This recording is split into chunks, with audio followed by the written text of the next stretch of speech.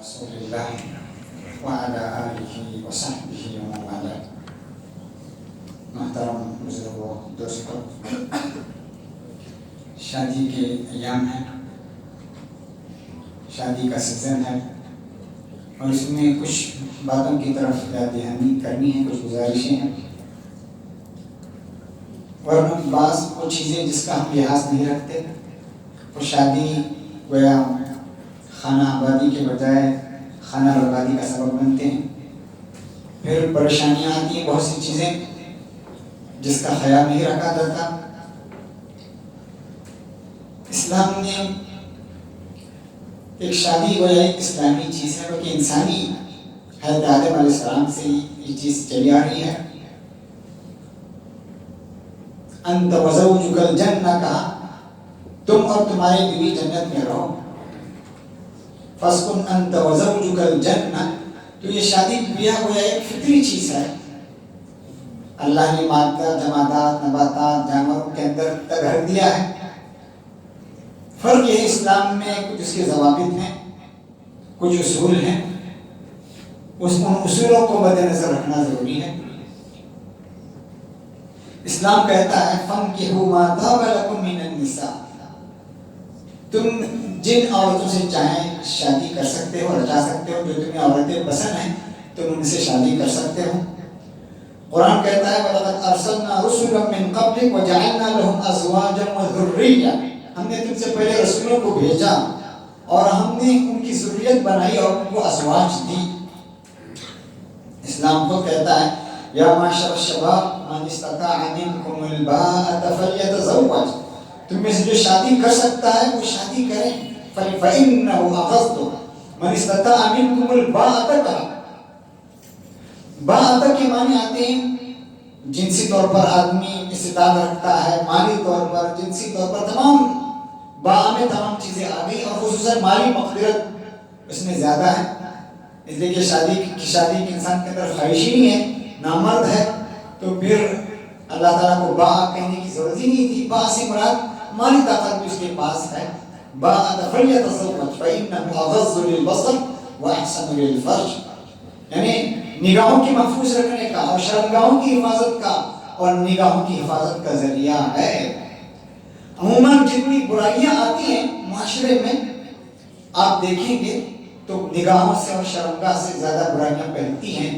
وہ اسلام نے اسی پر بریک لگا دیا۔ مَن يَضْمَن لِّي مَا بَيْنَ لِحْيَيْهِ وَمَا بَيْنَ فَخِّيْهِ أَضْمَن لَّهُ الْجَنَّةَ، جو مجھے دو جبڑوں کے درمیان اور دو رانوں کے درمیان یعنی شرمگاہ کی حفاظت کی گارنٹی دے دے، میں اسے جنت کی گارنٹی دے دیتا ہوں۔ أَن تَحْفَظَ الرَّأْسَ وَمَا وَعَى وَالْبَطْنَ وَمَا حَوَى، سر کی حفاظت کیجیے اور سر کے آس پاس جو چیزیں ہیں، خیالات، افکار، ذہن، تمام چیزیں آ گئی اس کی۔ وَالْبَطْنَ وَمَا حَوَى، اور پیٹ کے آس پاس جو چیزیں ہیں، شرمگاہ وغیرہ۔ تو شادی کے ذریعے سے آدمی ایک بہت بڑی مصیبت سے معاشرہ محفوظ رہتا ہے، اور شادی شدہ کے بغیر معاشرہ جانور کا معاشرہ بن جاتا ہے، اس میں کوئی حدود نہیں ہوتی، برائیاں عام ہوتی ہیں اور پھر مسائل کا سبب بنتا ہے، معاشرہ بے اطمینانی کا، بے کا سبب بنتا ہے۔ فَلْيَتَزَوَّجْ کہا یہاں پر، لام یہاں پر کیا ہے؟ لام امر ہے، اسے کرنا چاہیے، گویا اللہ کی طرف، ہمیں اللہ کے نبی کی طرف سے گویا حکم ہے، فَلْيَتَزَوَّجْ، ضرور اسے کرنا چاہیے۔ ایک صحابی آیا اللہ کے نبی کے پاس اور اس نے کہا انا اعتزل النساء، میں عورتوں سے الگ رہنا چاہتا ہوں، فلا اتزوج، میں شادی نہیں کروں گا۔ تو اللہ کے نبی صلی اللہ علیہ وسلم نے کیا فرمایا؟ انی لاخشاکم للہ واتقاکم لہ، میں اللہ سے زیادہ ڈرنے والا ہوں، زیادہ متقی ہوں، تم سے زیادہ میں اللہ سے ڈرتا ہوں، لیکن میں اصوم، لیکن میں روزہ بھی رکھتا ہوں، روزے سے بھی نہیں رہتا، نماز بھی پڑھتا ہوں، اور عورتوں سے میں شادی بھی کرتا ہوں، واتزوج النساء، عورتوں سے میں شادی بھی کرتا ہوں۔ پھر اللہ کے نبی نے فرمایا فمن رغب عن سنتی فلیس منی، جو میری سنت سے بے رغبتی اختیار کرے وہ مجھ میں سے نہیں ہے۔ میرے عزیزوں، شادی آبادی ہو، خانہ بربادی ہو، یعنی شادی خانہ آبادی ہو، خانہ بربادی نہ ہو، اس کے لیے دعائیں آدمی شروع سے کرتا ہے. اللہ تعالیٰ نے قرآن میں حکم دیا کہ شروع سے دعا کیجیے ربنا هب لنا من ازواجنا وذریاتنا. دیکھیں شروع سے دعا کی جا رہی ہے اے اللہ نے اچھی اولاد عطا فرما. قرۃ اعین واجعلنا للمتقین اماما. اچھی بیویاں نصیب فرما, اچھی اولاد نصیب فرما. دعائیں اس کی شادی کے بندھن میں بندھنے سے پہلے دعائیں کی جاتی ہیں. گویا شادی ہونی چاہیے, اچھی شادی ہو اور کامیاب زندگی ہو, اس کے لیے دعائیں کی جاتی ہیں. میرے عزیزوں, شادی آبادی ہونی چاہیے. کامیاب ہونے کے لیے انتخاب اور چوز ضروری ہے. انتخاب اچھا سے اچھا انتخاب ہو.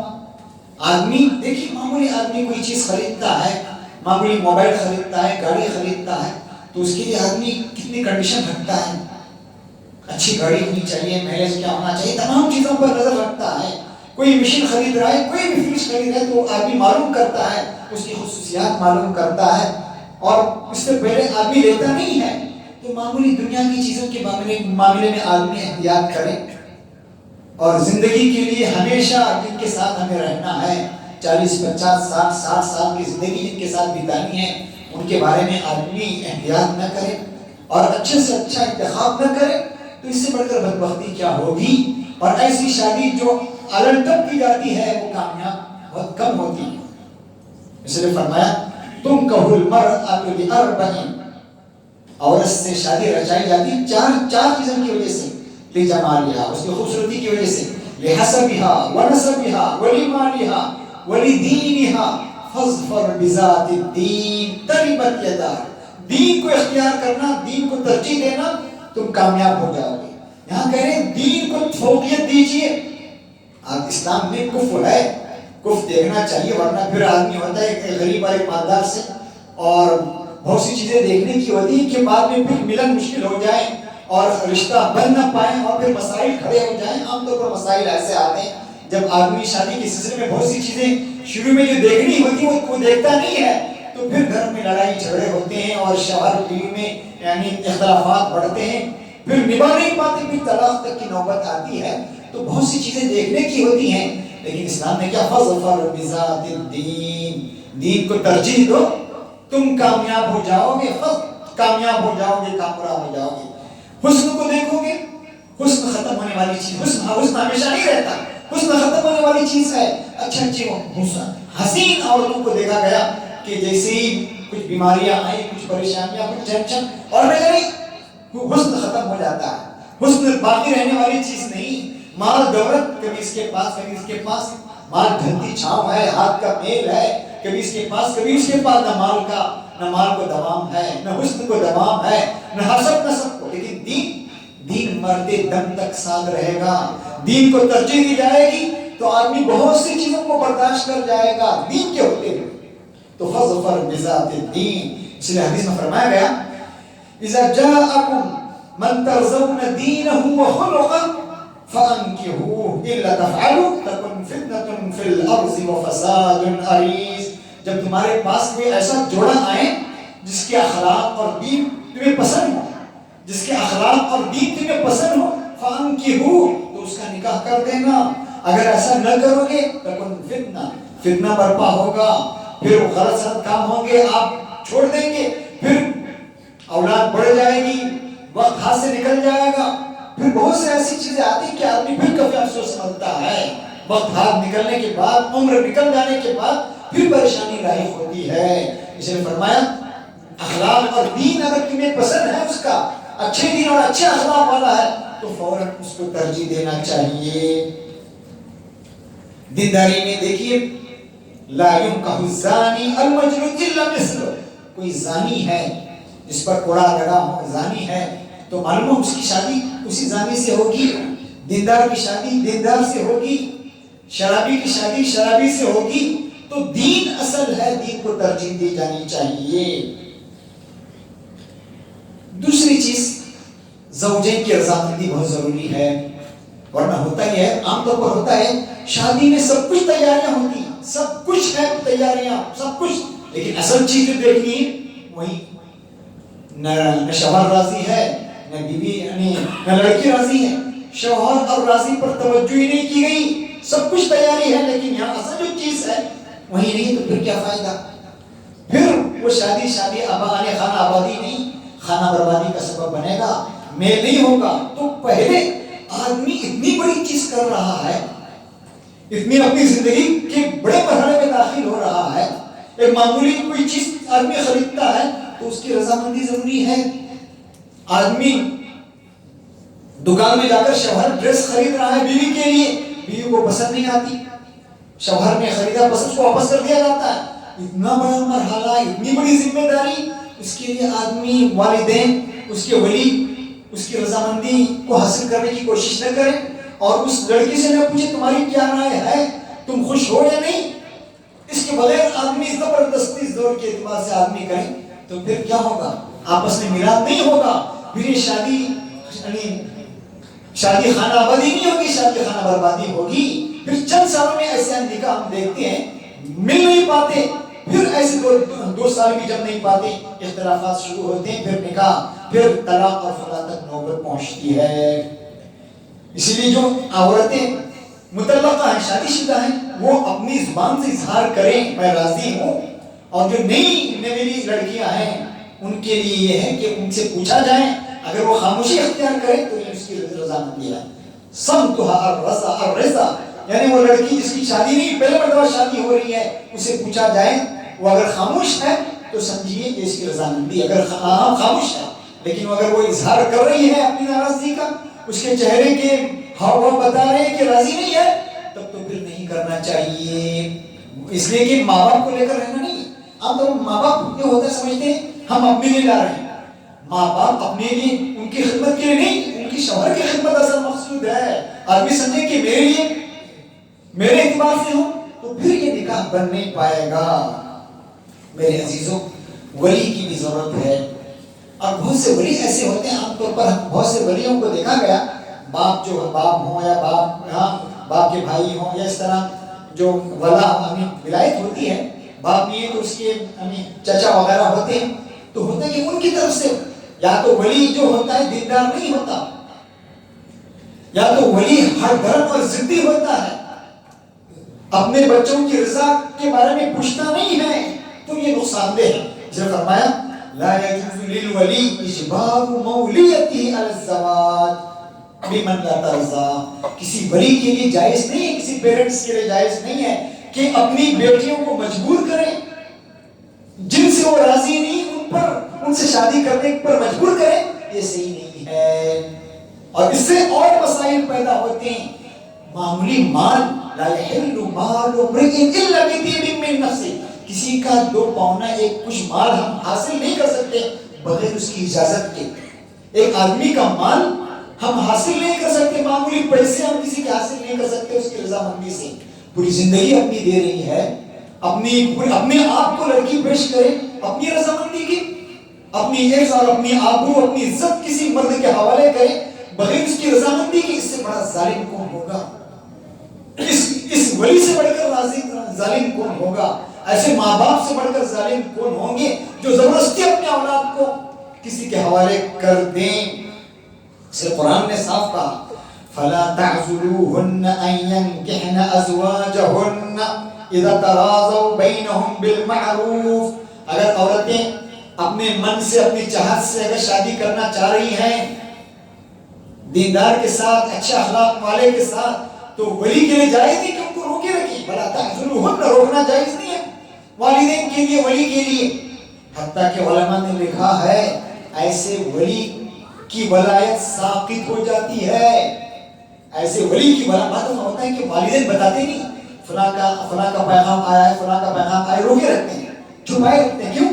مجھ کو پسند نہیں، میری بیوی کو پسند نہیں ہے، ماں باپ کو پسند نہیں، چھپائے رکھتے ہیں، خیانت ہے۔ علماء نے لکھا کہ خیانت ہے، لڑکی کو بتا دینا چاہیے فلاں سے پیغام آیا ہے، فلاں جگہ سے پیغام آیا ہے، بتانا حق ہے اس کا۔ اب ہم چھپائے رکھیں، مجھے پسند نہیں ہے، میری بیوی کو پسند نہیں ہے تو لڑکی کو بھی پسند نہیں، یہ صحیح نہیں ہے۔ اس لیے علماء نے لکھا ہے ایسے ولی کی ولایت ساقط ہو جاتی ہے۔ اب ایسا ولی، ایسے پیرنٹس بار بار اگر اس طرح کا معاملہ کریں گے تو علماء نے لکھا ہے وہ فاسق شمار ہوگا، دیندار نہیں، لاکھ نماز پڑھ رہا ہے، تہجد پڑھ رہا ہے، لیکن بیٹی پر ظلم کر رہا ہے، بتا نہیں رہا ہے، اور اچھا جوڑا آ رہا ہے اسے روکے رکھ رہا ہے، تو ایسے ماں باپ کو علماء نے لکھا ان کا شمار فاسقین میں ہوگا، ان کی گواہی قبول نہیں ہوگی۔ کتنی سخت باتیں آج معاشرے میں، کتنے والدین کے بارے میں ہم دیکھتے ہیں اپنی بچیوں کو ان کے اپنے حق سے محروم رکھتے ہیں۔ سب سے بڑا ان کا حق ہے شادی، ان سے ان کو روکے رکھ رہے ہیں اور پھر چھپائے رکھ رہے ہیں، تو سمجھیے اس کی ولایت ثابت ہو جائے گی، پھر اس کے بجائے اس کا چچا ہوگا۔ تو دیکھیے کتنا سخت ہے، کتنا سخت لکھا ہے علماء نے۔ اسی لیے اذا اتاکم من ترضون دینہ وخلقہ، جب تمہارے پاس کوئی ایسا جوڑا آ جائے جس کے دین اور اخلاق کو تم پسند کرتے ہو، فانکحوہ، تو اس کا نکاح کرا دو۔ الا تفعلوا، اگر تم ایسا نہیں کرو گے تکن فتنۃ فی الارض وفساد عریض، زمین میں فساد برپا پیدا ہوگا، بہت بڑا فساد برپا پیدا ہوگا۔ تو دیکھا آپ نے کس وجہ سخت یہ ہے۔ حضرت عمر دیکھیے رضی اللہ عنہ گشت کرتے ہیں، گشت لگاتے ہیں، آواز آتی ہے، مشہور واقعہ آپ لوگ جانتے ہیں، دودھ میں پانی ملانے کا واقعہ آتا ہے، ماں کہتی پانی ملاؤ، بیٹی کہتی پانی نہیں ملانا چاہیے، جائز نہیں ہے، ماں کہتی عمر کہاں ہے ملائیے، تو لڑکی کہتی عمر تو نہیں ہے لیکن اللہ میاں تو دیکھ رہا ہے۔ حضرت اسلم ساتھ تھے، حضرت اسلم سے عمر کہتے ہیں اس گھر کو شناخت میں رکھیے، اس گھر کو ذہن میں رکھیے، اپنی اولاد کو بلاتے ہیں اور کہتے ہیں، اپنے اولاد سے کہتے ہیں اگر میرے اندر نکاح کی طاقت ہوتی، شادی کی طاقت ہوتی، تو اس میں میں تم میں سے کسی کو اس فضیلت میں آگے بڑھنے نہیں دیتا، اب میں شادی نہیں کر سکتا، اس لیے یہ چیز تمہارے پاس پیش کر رہا ہوں۔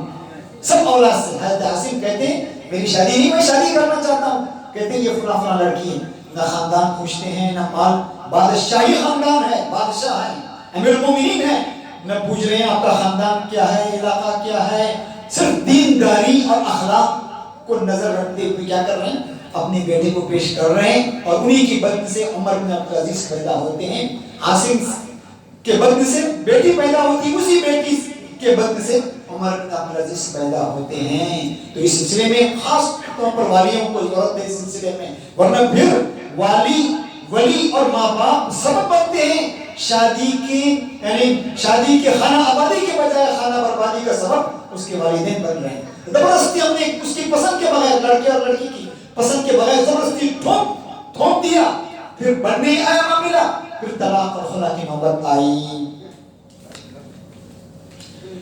پانچویں چیز مہر وغیرہ، یہاں تو مہر کا یہاں تو یہ نہیں ہے، عموماً عربوں میں اور بہت سی جگہ پر مہر میں بہت زیادہ غلو کیا جاتا ہے، اس لیے ہم عربوں کو دیکھتے ہیں، عام طور پر عرب حضرات کو دیکھتے ہیں، وہ اپنے عرب ملک میں شادیاں کب کرتے ہیں، یا ہندوستان میں دوسرے ملکوں میں سے لڑکیاں وہاں جا کر شادیاں کرتے ہیں، کیوں؟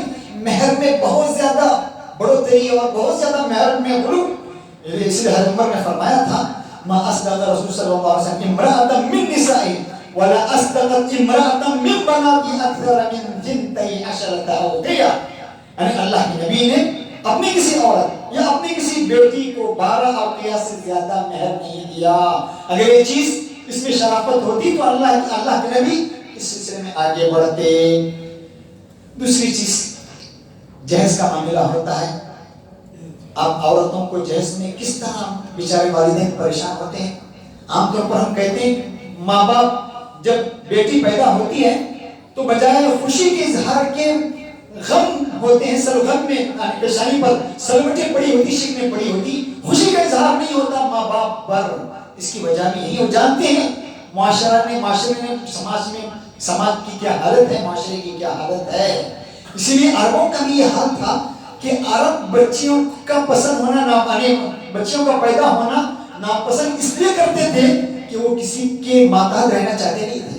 ان کو پتا تھا لڑکیاں پیدا ہوں گی تو لڑکے والے ہم پر ان کا زور اور ان کا دباؤ ہوگا اور ہمیں حقیر سمجھا جائے گا اور ہم پر دباؤ ڈالا جائے گا، یہ تصور تھا۔ اور وہ کسی کے انڈر رہنا عربوں کی خاصیت نہیں تھی۔